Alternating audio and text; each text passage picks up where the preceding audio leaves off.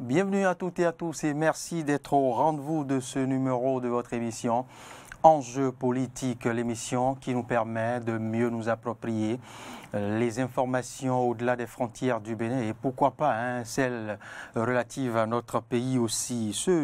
Dans ce numéro de votre numéro, eh bien, nous allons parcourir justement la Guinée et le Mali pour nous intéresser à une interrogation importante, sanctions ciblées de la CEDEAO contre les autorités du Mali et de la Guinée. Quels impacts? Ce sera le premier élément à décortiquer au menu de ce numéro des enjeux politiques. Et puis, guerre en Éthiopie vers une victoire des rebelles du TPLF, eh bien on s'interroge encore. On posera la question à nos deux spécialistes des questions internationales et spécialistes des questions de politique d'ici et d'ailleurs. Procès de Thomas Sankara, nous sommes au pays des hommes intègres. La justice peut-elle être rendue? Quel procès et à quelle fin? On en parle aussi. Et puis, pour conclure tout ce numéro, j'allais dire, nous allons nous intéresser à une question environnementale, COP26 à Glasgow. Encore un sommet pour rien, on y vient. Voilà pour le statut de votre émission, pour le compte de cette semaine. Et pour faire l'exercice avec nous, Olivier Michel Descampos, analyste politique. Il est président d'Imdid Bénin. Je ne saurais vous le décrire ou vous le lire proprement en anglais et il vous le dira tout à l'heure. Face à lui, vous suivrez Morgan Metonji Assogba, qu'on ne présente plus, analyste géopolitique, CEO de Morgan Training au cabinet conseil dont les activités sont les suivantes: incubateur géopolitique, pratique diplomatique et géopolitique et coaching de langue anglaise. Rassurez-vous, ici, il parlera le français.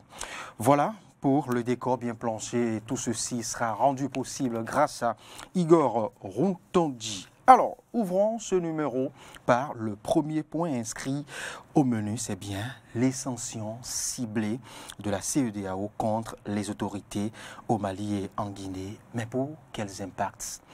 Olivier Michel Descampos, bienvenue. Merci, bonjour. Morgan Metonji Assogba, bienvenue. Toujours un plaisir. Vous êtes chez vous. Alors, on va s'intéresser maintenant. Il me plaît aujourd'hui de démarrer par vous. Ou bien?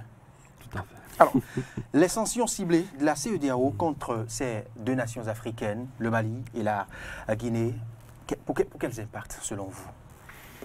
Alors, merci déjà pour la question.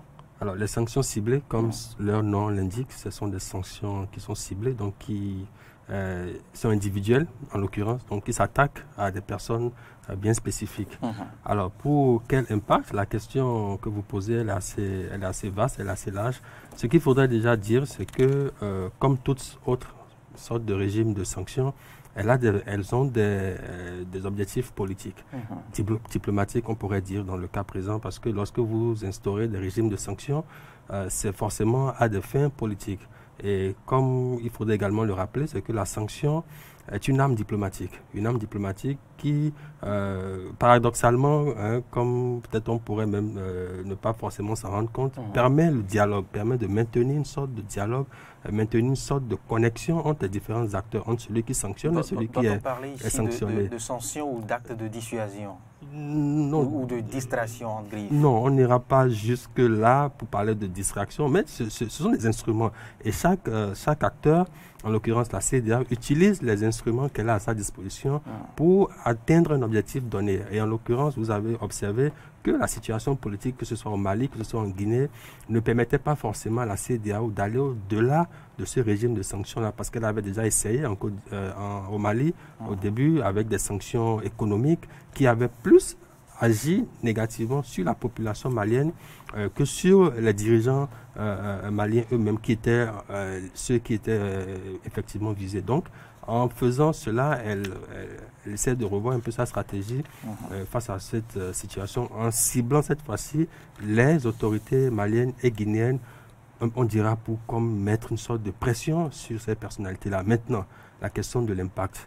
la question de l'impact reste toute posée parce que est-ce que ces sanctions-là réellement pourraient... N'est-ce pas du déjà vu au regard de ce à quoi nous avons eu la chance d'assister sur le continent ces 10 dernières années? Vous savez, la boîte à outils... Et on connaît presque la phrase, ou ces phrases. Oui, la boîte à outils des organisations internationales, elle est assez peu fournie. Et ils n'ont que ce genre de mécanisme, sanctions, pression diplomatique, pour résoudre les problèmes qui se posent à elles. Elles n'ont pas d'autres moyens. Et n'oubliez pas non plus que ce sont des organisations internationales qui n'ont que le pouvoir que les États veulent bien leur conférer. Et encore que les États, si ils veulent mettre en œuvre les politiques ou les décisions prises par ces organisations internationales. Donc c'est tout un jeu diplomatique et international qui se joue. Et souvent, les organisations internationales ne s'en sortent pas toujours les plus gagnantes ou les mieux placées dans ce cas de figure. On ne peut qu'observer dans ce genre de situation-là où elles font ce qu'elles ont à faire, mais quitte à la partie adverse également de donner du répondant pour qu'on puisse arriver à aboutir à des solutions des deux parties, des deux côtés. Telle de l'Italie que déclime avec aise les fidèles de chaque congrégation, on a fini par nous habituer et assimiler même et garder même à l'esprit ces phrases fétiches au lendemain de chaque coup de force sur le continent. On sait, on s'attend à ce qu'il y ait ces phrases que je me garde ici de rappeler. On s'attend à ce que quelques semaines après, qu'il y ait des délégations, de fortes délégations pour exiger la libération du président déchu. Et c'est justement la messe qui a été dite, ou qui est en train d'être dite au niveau de ces deux États, même si le cas malien semble un peu atypique. Alors, Morgane, à quoi devons-nous nous attendre désormais sur les impacts possibles au lendemain, je ne sais pas, de cette posture des institutions sous-régionales? Déjà, j'irai certainement à la CEDEAO leur dire que vous les traitez de féticheurs. Je n'oserais pas. Non, c'est juste pour dire qu'effectivement, lorsqu'on regarde tout ce qui se fait, on a l'impression de se retrouver dans une redite régulière, une sorte de répétition, en espérant que ce soit pédagogique, alors que nous sommes dans un cas qui n'est pas un cas académique. Il s'agit d'un cas pratique. Il s'agit des réalités du terrain qui font que ce qui a été utilisé pour un cas spécifique ne peut pas forcément être la solution pour un autre cas.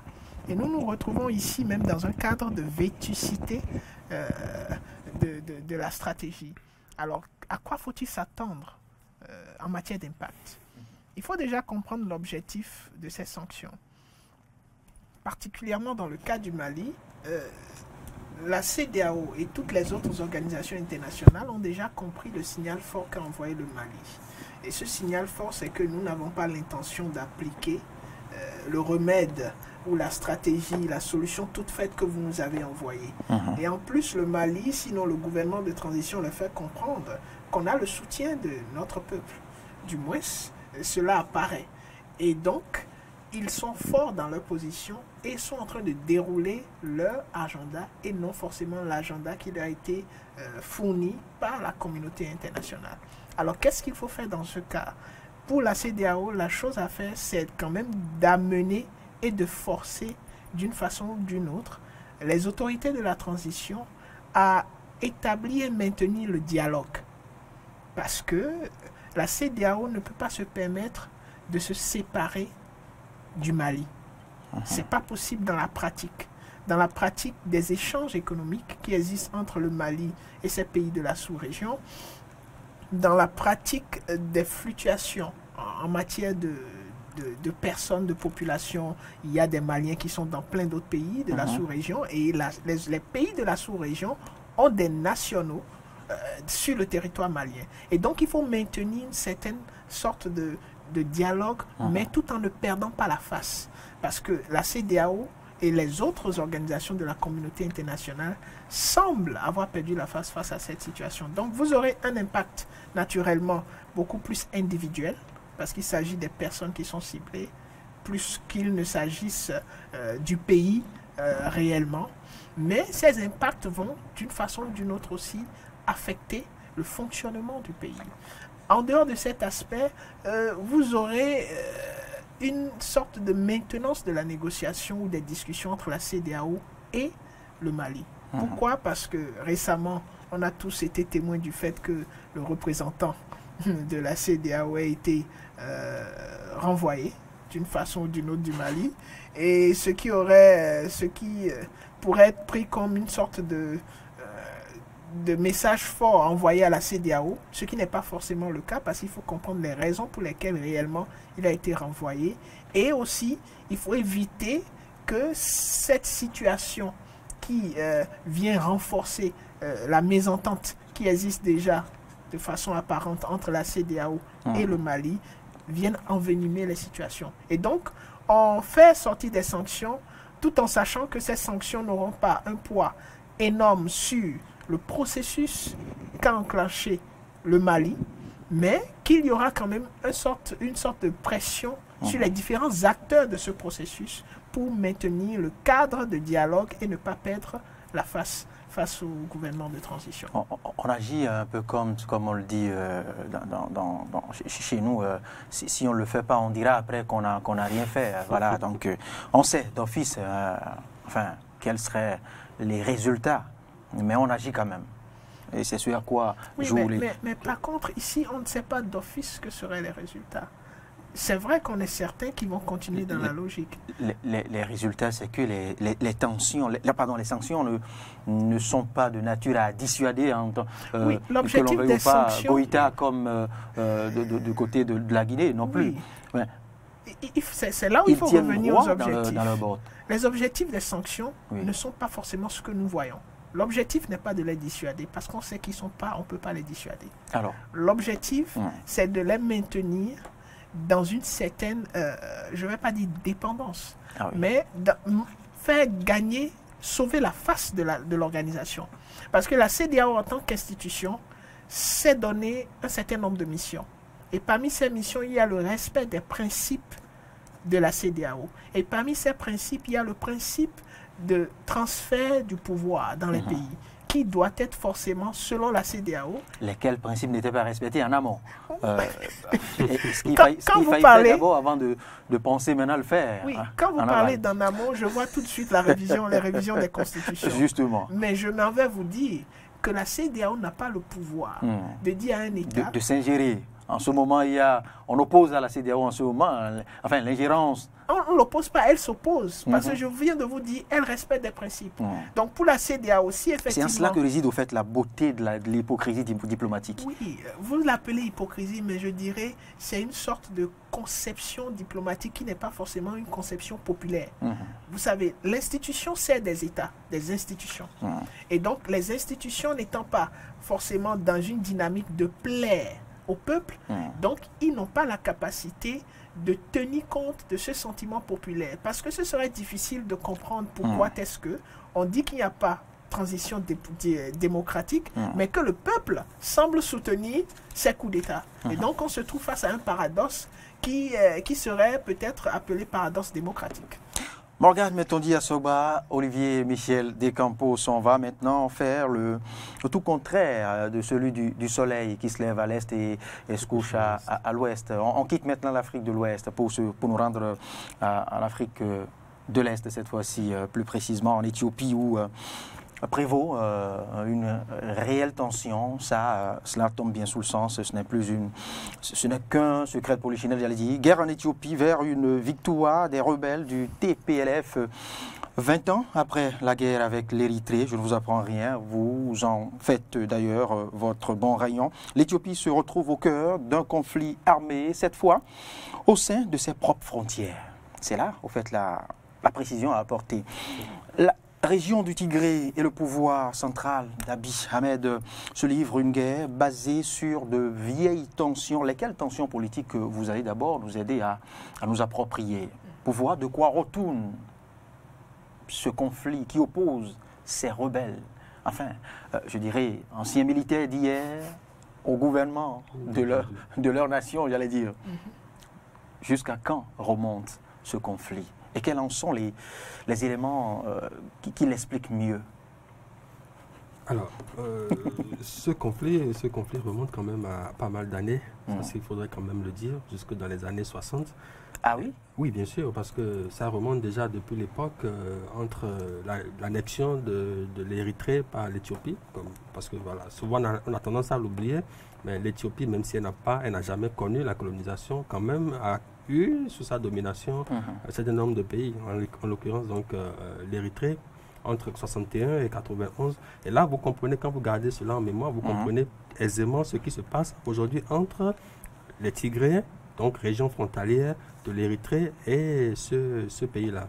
Maintenant, pour revenir un peu plus à votre préoccupation de base, alors, ce qui se joue là, pour le comprendre, effectivement, il faudrait faire l'historique de ce pays-là, de cette région-là, parce qu'on est en face aujourd'hui quasiment de ce qu'on appelle une tension ethnico-politique, parce que depuis 1994, ou la constitution de 1994, l'Éthiopie s'est dotée d'un système fédéraliste, donc basé sur les régions, c'est-à-dire ces grands groupes ethniques qui composent donc le pays. Nous avons les Oromo, les Amara, le peuple du Sud et les Tigréens, donc qui composent. Et n'oubliez quand même pas que les Tigréens constituent environ, selon ce que disent les statistiques, à peine 6% de la population. Pour d'autres, 7%. Voilà, mais quand même... comment peut-on être aussi minime et secouer toute une nation? Oui, justement, c'est là durant autant d'années. C'est là tout le paradoxe, parce que les Tigréens ont ceux-là qui ont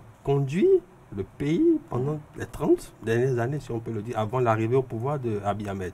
Et c'est là que vous commencez à comprendre toute la complexité qui se joue entre Abiy Ahmed aujourd'hui et ces dirigeants-là de la région vous, du... Vous venez même à l'instant même de consommer une partie de ma question, de mes questions à venir. À venir, oui.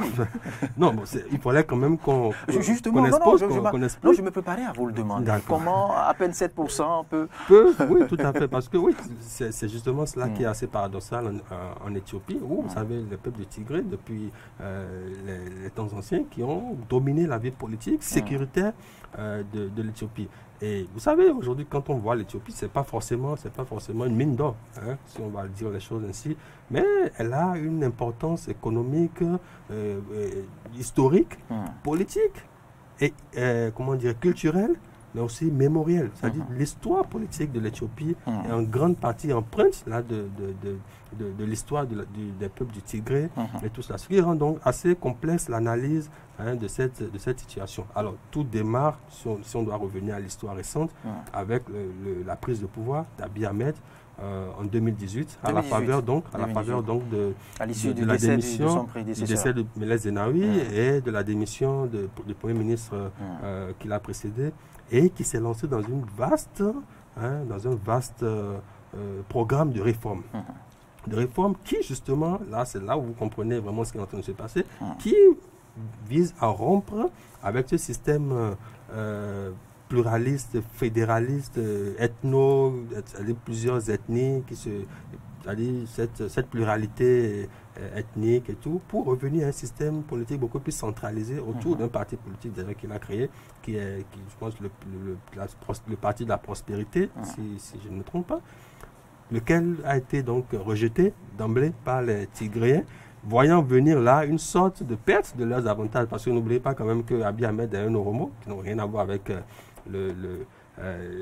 la minorité tigréenne qui a dirigé jusque-là. Et là, dès lors, en 2018, les Tigréens se sont donc constitués de l'opposition.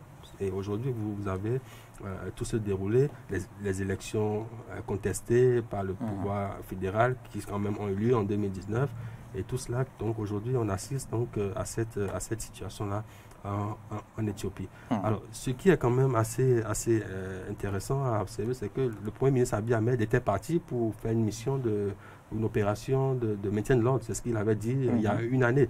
Mais on se rend compte aujourd'hui que cette opération de maintien de l'ordre est en train de vouloir lui coûter aujourd'hui son poste de Premier ministre, parce que vu la tendance que prennent les événements et l'avancée inexorable des troupes du Tigré, tout est possible dans les prochaines semaines, dans les prochains mois, concernant donc la prise de la capitale par les Tigréens. Il faut dire aussi que ces troupes rebelles ont eu le soutien d'autres troupes non moins un peu connues certes, mais qui sont venues les renforcer dans leur dynamique de perturber le pouvoir. Y compris des partisans oromo qui sont de l'ethnie. Justement, mais qu'est-ce qui explique que, je ne sais pas, cette force militaire des rebelles, Déjà, de quoi retourne cette puissance militaire? déjà, Y a-t-il des mains invisibles? Est-ce qu'on va parler d'invisible? Il faut déjà retenir que le TPLF, qui a dirigé le pays pendant plus de 30 ans, était constitué quand même d'éléments assez pertinents de l'armée. Et donc, c'est des vieux de la vieille dans tout ce qui est stratégie de défense. Et des transfuges d'un vieux parti. Exactement. Et donc...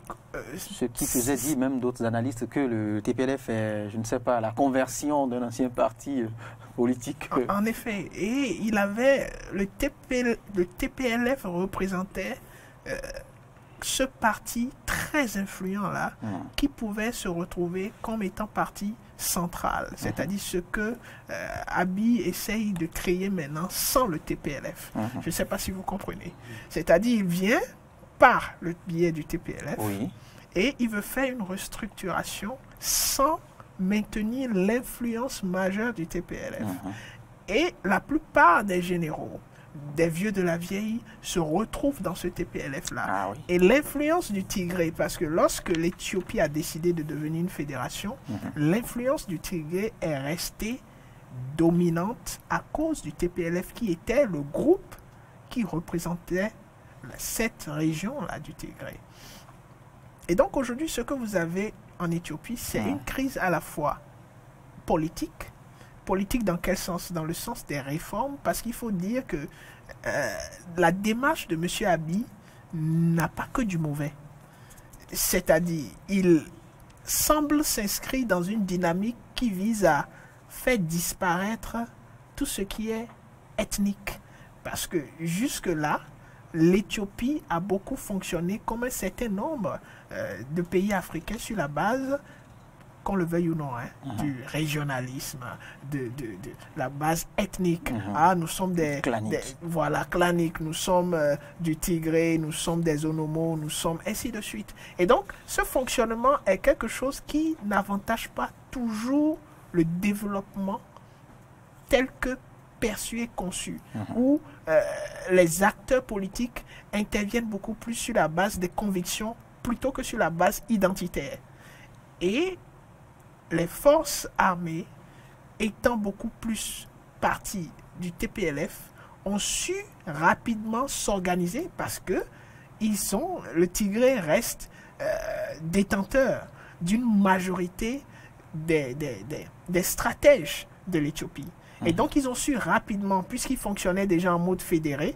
Fédéré signifie, vous avez votre propre mode de gestion, de fonctionnement, vos forces de l'ordre internes. Et donc, ils ont su rapidement négocier avec d'autres acteurs, parce qu'ils ont aussi des relations extérieures avec d'autres forces. Et ils ont su négocier cela pour rapidement prendre les devants et commencer à répondre violemment, puisque M. Abiy leur a aussi donné l'opportunité d'utiliser ce dans quoi ils sont forts.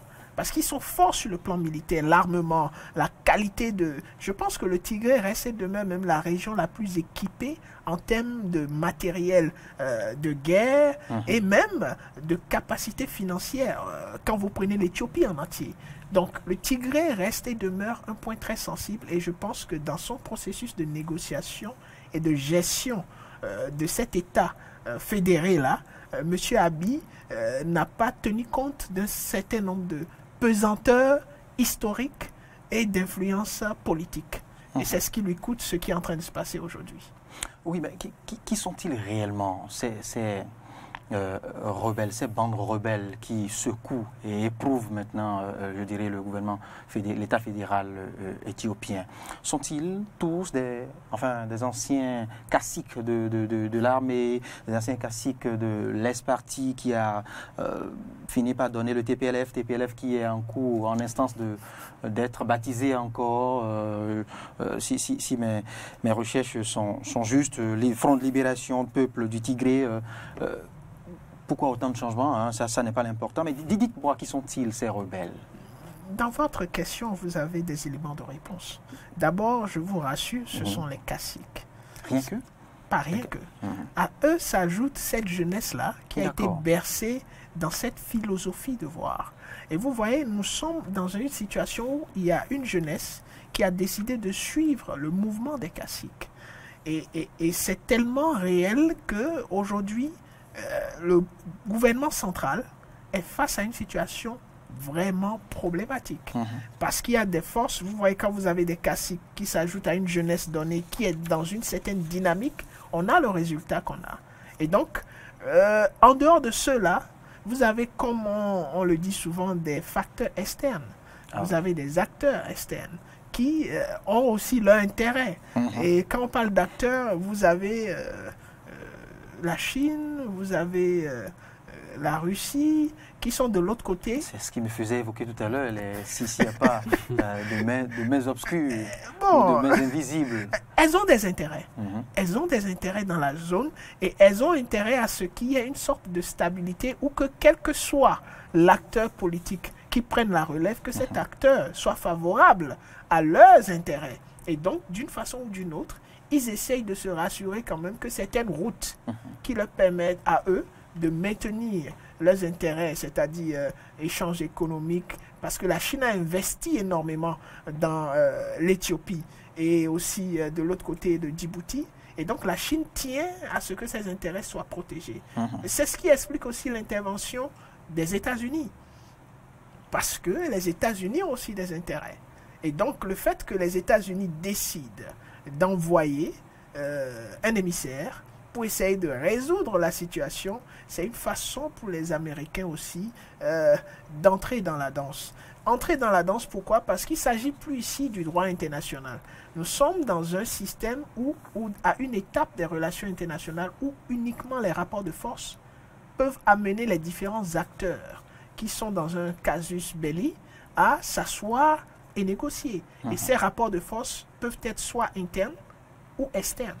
Et donc, c'est dans l'approche externe que nous sommes en train maintenant de nous retrouver, parce que l'approche interne nous montre des groupes déterminés à aller jusqu'au bout, parce qu'ils se retrouvent en position de force, et nous montre aussi un gouvernement qui n'est pas prêt à capituler, puisqu'il appelle même la population à prendre les armes et à se battre pour l'existence de l'Éthiopie. Ce que lui reproche l'opinion internationale, enfin les instances internationales, comme quoi il suscite la violence au lieu d'incarner l'harmonie. Je veux parler d'Abiy Ahmed. Alors, justement, parlant du Premier ministre Abiy Ahmed, à quoi doit-il s'attendre? À quel sein doit-il se vouer? Y a-t-il encore des chances pour l'État fédéral éthiopien de tenir et de contenir cette force militaire rebelle? Alors, je vais commencer par reprendre sur votre dernier commentaire, celui-là donc qui suscite donc les jeunes, la jeune population. Déjà, ils ont remobilisé tous les réservistes, les jeunes. Une exhortation à la violence. Voilà, la violence. Enfin, à croire les autres. Je mets cela en parallèle avec ce que l'homme est, après tout, un prix Nobel de la paix.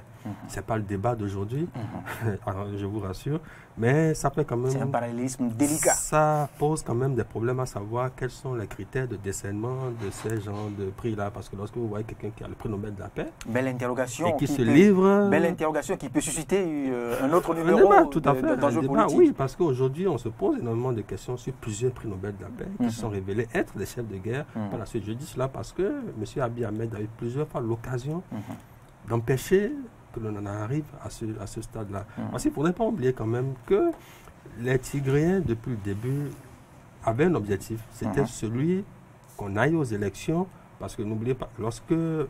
Abiy Ahmed prend le pouvoir, c'est à la faveur de la coalition entre les Amara et les Oromo.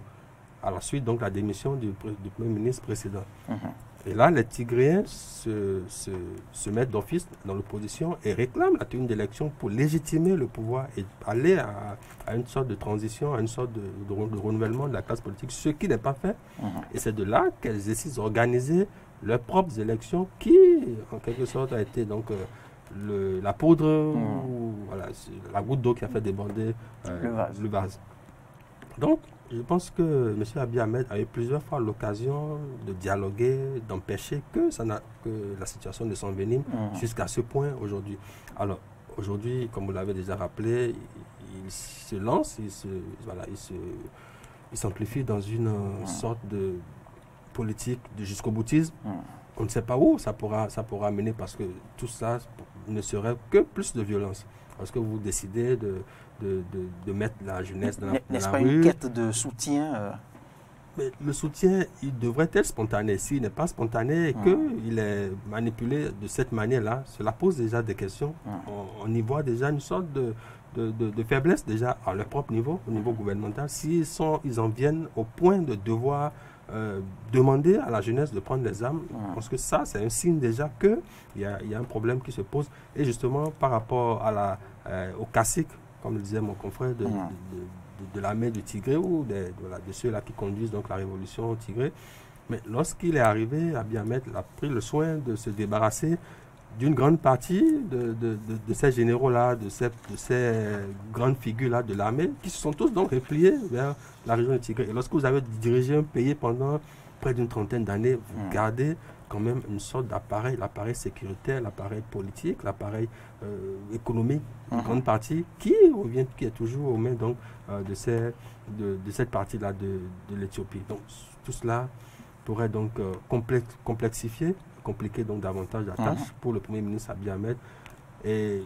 qui, à force du temps, continue à renforcer ses positions. Peut-être qu'on ne sait pas trop sur quoi est-ce qu'il compte concrètement, vu que la communauté internationale est en train de lâcher pas à pas.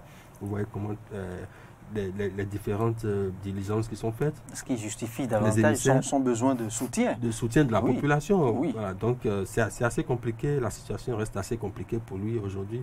Et seul le reste, les jours à venir, pourrait nous dire concrètement ce qu'il en est réellement de son avenir politique. Merci Michel Olivier de Campos, Morgan Metondi à Sogba. On va poursuivre, on va revenir maintenant plus à l'ouest encore une fois pour nous intéresser à ce débat délicat, à au procès de Thomas Sankara, assassiné en 1987 par son ami et frère et collègue, pas son frère d'âme je dirais. La justice peut-elle être rendue à l'issue de ce procès, et d'abord quelle suite pour ce procès, et qui reste-t-il pour ce procès à ce jour, 34 ans après? Ça, c'est autant de questions qu'on peut se poser. C'est déjà un pas que ce procès a pu prendre corps réellement. Il y a eu des tentatives par le passé, mais vous savez qu'au temps fort du régime comparé, même si procès il y avait, on pourrait, sans être devin, proposer quand même des issues à titre prémonitoire de ce que cela aurait pu accoucher. Mais maintenant, on en est arrivé là. Le procès est enclenché le 11 octobre dernier. Un des acteurs principaux de cet événement, c'est le général Diendéré qui, vous le savez, occupait quand même une position dominante à l'époque. Il était à la barre, mais a plaidé non coupable. C'est vrai, on pouvait pas s'attendre au contraire. Il a plaidé non coupable. Certes, il n'a pas convaincu l'opinion internationale, il n'a pas convaincu le peuple burkinabé. Mais qu'est-ce que vous, spécialistes, vous en dites? Vous dites de la posture du général Diendéré. Oui, c'est une posture sur le plan juridique qui se comprend et qui devrait s'accompagner. S'accompagner, pourquoi? Parce qu'il doit défendre déjà ses intérêts. Et aussi, lorsque vous regardez l'orchestration de tout ce qui a été fait, c'est difficile de mettre le doigt sur un responsable. C'est difficile d'établir les faits et dire telle personne est coupable, telle personne n'est pas coupable. Sinon, chacun a sa part de responsabilité. C'est pas si difficile que ça, hein, au regard des faits. Parce qu'il y a eu, en dehors de Diendéré, il y a quand même eu quelques rescapés. Un Koulibaly qui reste, qui accouche d'autant de vérité, on pouvait quand même ne plus se douter de qui a fait quoi, n'est-ce pas? La question juridique qui va être compliquée et qui ne devrait même pas être l'objectif principal de ce procès, c'est là où il faut revenir à l'objectif du procès. Est-ce que c'est pour établir des responsabilités ou simplement pour faire connaître la vérité? C'est là où ça va être difficile. Parce que si c'est pour établir la responsabilité, on ne pourrait pas être surpris de voir que quelqu'un qui est censé... Les responsabilités appelleront forcément des sanctions ou à des sanctions. C'est là le gros problème aussi de la chose. Qui on va sanctionner? Et quid de ceux qui ne sont le plus... peu qui reste.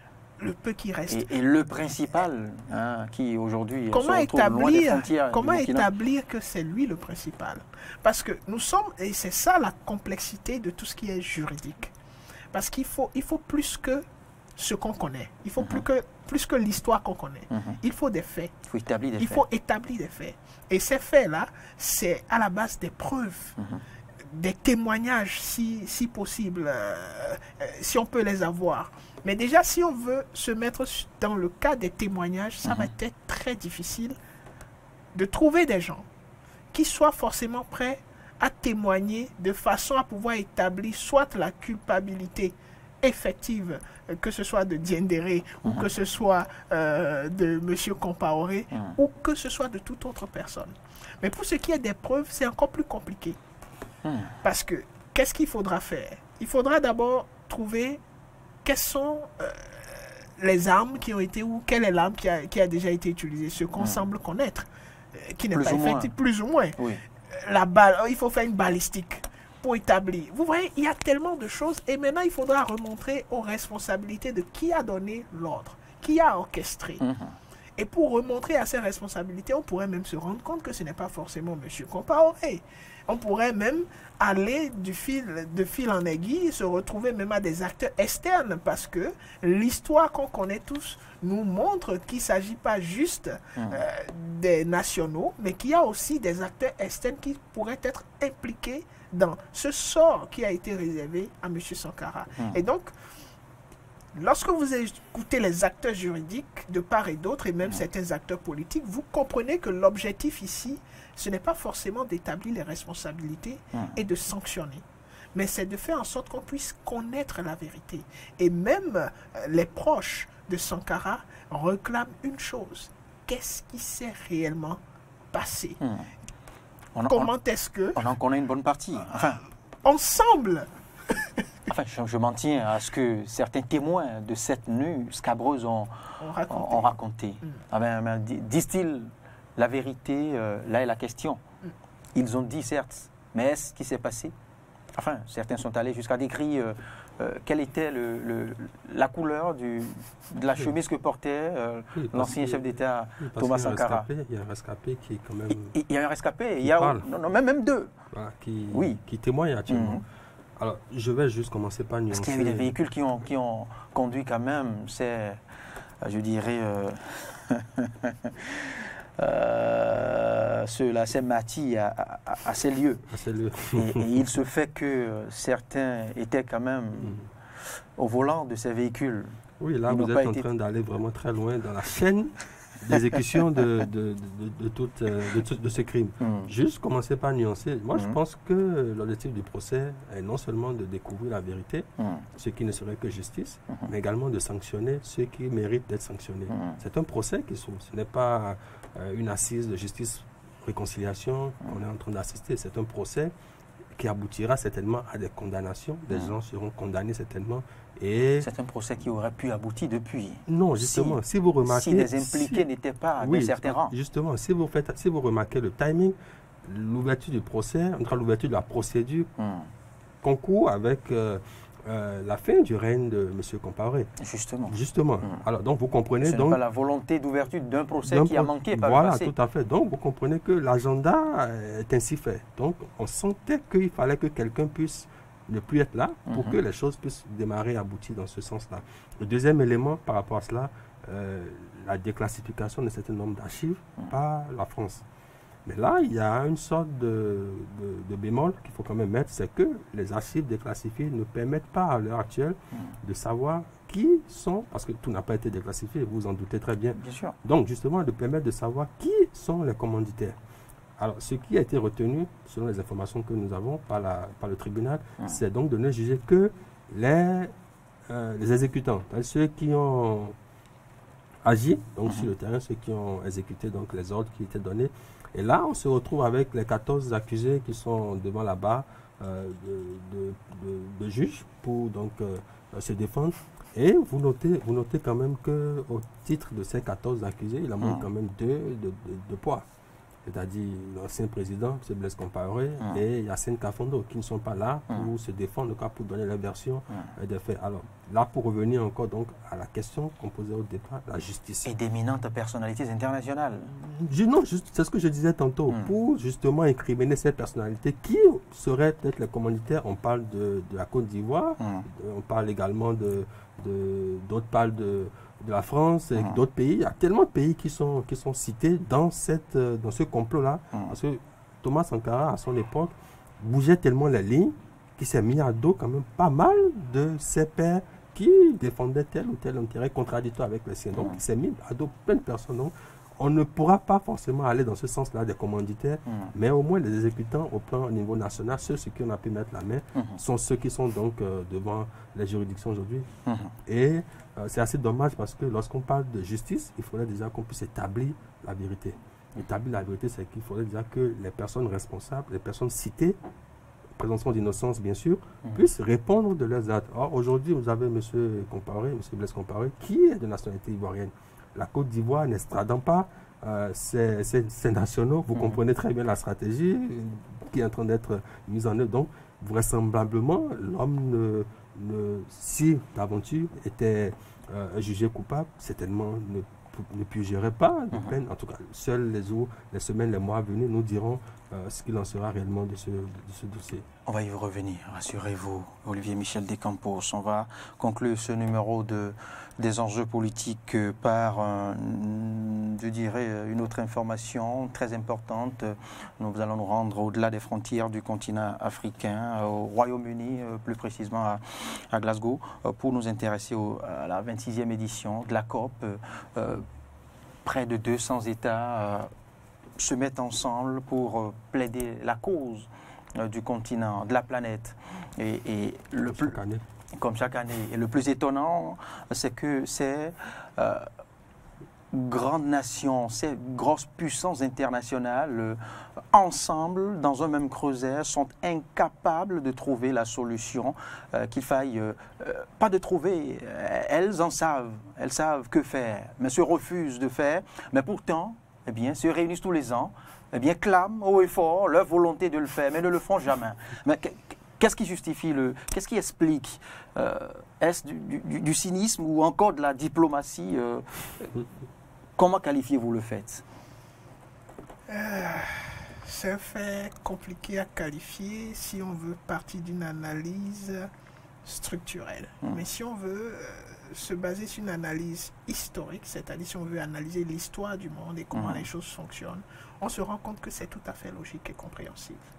Parce que vous avez des idées qui semblent revêties d'une certaine volonté, qui sont introduites dans le concert des nations lors des négociations. Et ces idées-là, pour que ces idées puissent voir le jour, vous pouvez attendre 20 ans. Tout dépend de combien de fois il y a eu d'accélérateurs dans les négociations, les États qui ont été d'accord au départ et les acteurs majeurs de la scène internationale qui ont adhéré. Et quand on parle d'acteurs majeurs, vous voyez tout de suite les 5 qui ont le droit de veto au sein des Nations Unies. Vous voyez la Russie, vous voyez la Chine, vous voyez les États-Unis, vous voyez la France, vous voyez la Grande-Bretagne. Et quand vous regardez ces acteurs aujourd'hui, vous regardez ceux qui sont réellement intéressés par ce qui se passe dans le cas de l'environnement, vous voyez qu'ils sont très peu. La majorité n'y est pas, la Russie n'y est pas, la Chine n'y est pas. La France semble y être, les États-Unis... Oui, vous savez, y être... Vous n'allez pas le dénier Non, je ne vais pas dénier. Y être n'est pas juste une question d'être présent lors des négociations. Y être, c'est aussi la capacité à débloquer les fonds pour que ce qui a été dit, qui se fera, soit fait. Parce que vous l'avez souligné. Ils ne cessent de clamer haut et fort leur volonté. Mais l'action, c'est la capacité à mettre les fonds à la disposition des différentes institutions qui sont censées mener des actions pour ralentir le processus climatique qui semble être destructif de notre environnement. Mais à ce sommet-là, s'il y a quelque chose d'intéressant qui a été fait, c'est ce qui a été dit par le président ghanéen, qui a fait ressortir le fait que aujourd'hui, on parle de climat et on demande aux pays africains qui polluent très peu d'adopter des mesures pour ne pas polluer l'environnement, alors que ces pays qui ont atteint ce qu'ils considèrent être le développement, aujourd'hui, ont atteint ce niveau en exploitant et en polluant hautement la nature. Et donc, maintenant que certains États africains veulent aussi se développer, on vient leur dire qu'il faille... La conduite à tenir. Il faut avoir une nouvelle conduite à tenir.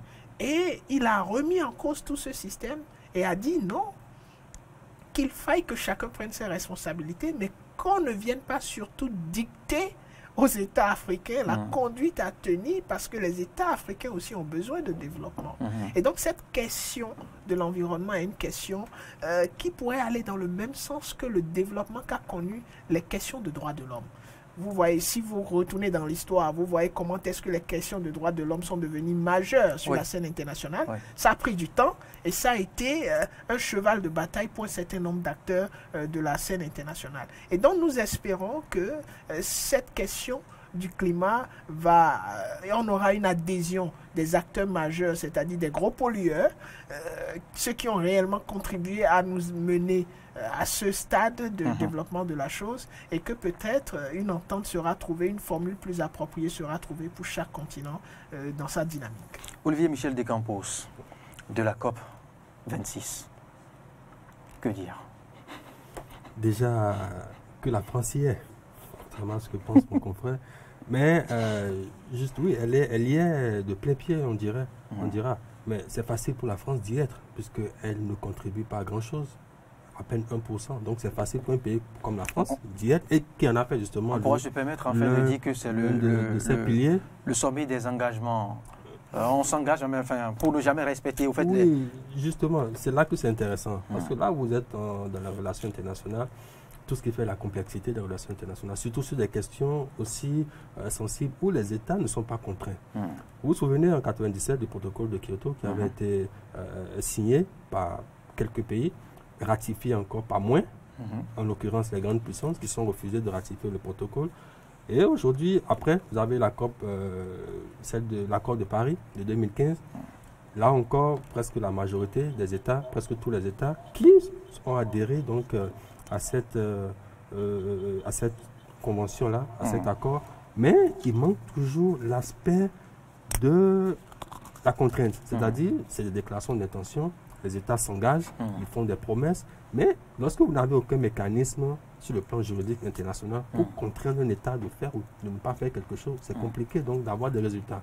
Et les questions sur le climat, comme dans bien d'autres domaines, font donc face à ce genre de difficultés, de contraintes qui font qu'on a des sommets, on a des déclarations, on a des promesses qui sont faites, mais difficile de les mettre en œuvre parce qu'on ne peut pas contraindre un État à faire ce qu'il n'a pas envie de faire. C'est là toute la difficulté donc, des relations internationales. 2 semaines pour les uns, plus de 2 semaines pour d'autres. Je pense que chaque nation, si c'est près de 200 nations, restait chacun sur le territoire et mobilisait ses fonds, je pense qu'on pourra peut-être en faire quelque chose. Merci Olivier Michel Descampos, merci Morgane Metondier Assogba.